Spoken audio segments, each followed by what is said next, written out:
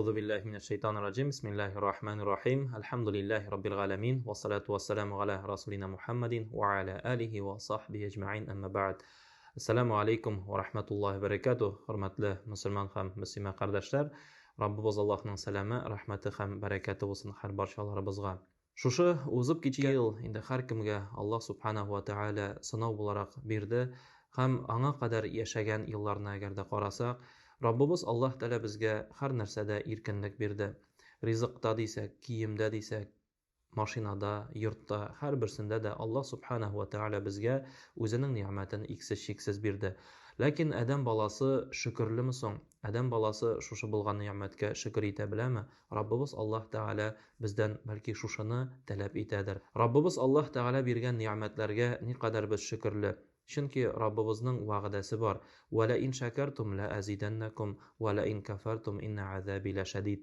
Әгәр дә сез шөкер итсәгез, мин сезгә арттырып бирермен ди.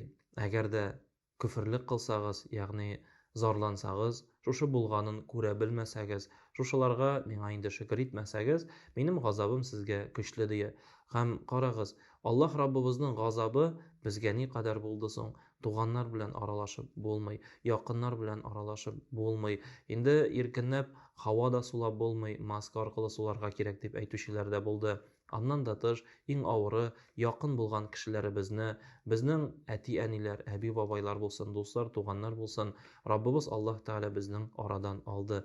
Менә монысы инде аеруча да аяныч. Әле алар яшәргә тиеш иде шикелле. Әле аларның безнең арада булулары безгә бер рәхәт иде. Ләкин Раббыбыз Аллаһ субханаһу ва тааля һәр бер нәрсәне хикмәт белән кыла.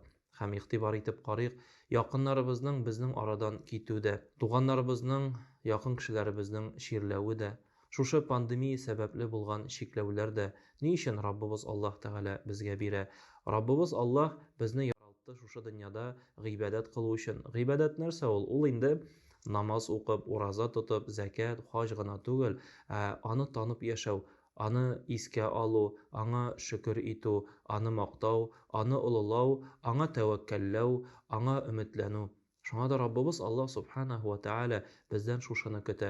Кайчан без аны искә алабыз? Кайчан без аны мактый башлыйбыз? Кайчан без аңа шөкер итә башлыйбыз? Шушы булган ниъмәтләрне күрә башлыйбыз. Раббыбыз Аллаһ Тааля бездән шушыны көтә. Шуңа да туганнар, инде һәр беребезгә килгән әлеге сынау бу бөтен дөньяга килде, бөтен кешелеккә килде. Шуңа да бераз уйланырга һәм артка карап нәтиҗә ясарга кирәк. Аллаһка шөкер, күп нәрсәбез бар, инде кемдәдер ансы да юк. Раббыбыз Аллаһ Тааля кемгәдер бөтенләй сәламәтлеген дә, шушы дөньяның ниъмәтен дә бирмәгән, ләкин андый кешеләр шөкер итеп яши. Кемгәдер Аллаһ Тааля шушы дөньяның бөтен ниъмәтен биргән, байлыгын биргән, мөмкинлеген биргән, андый кешеләр шөкер итәме? Шуңа да Раббыбыз Аллаһ субханаһу ва тааляның әлеге хикмәтенә бераз инде борылып карасак иде.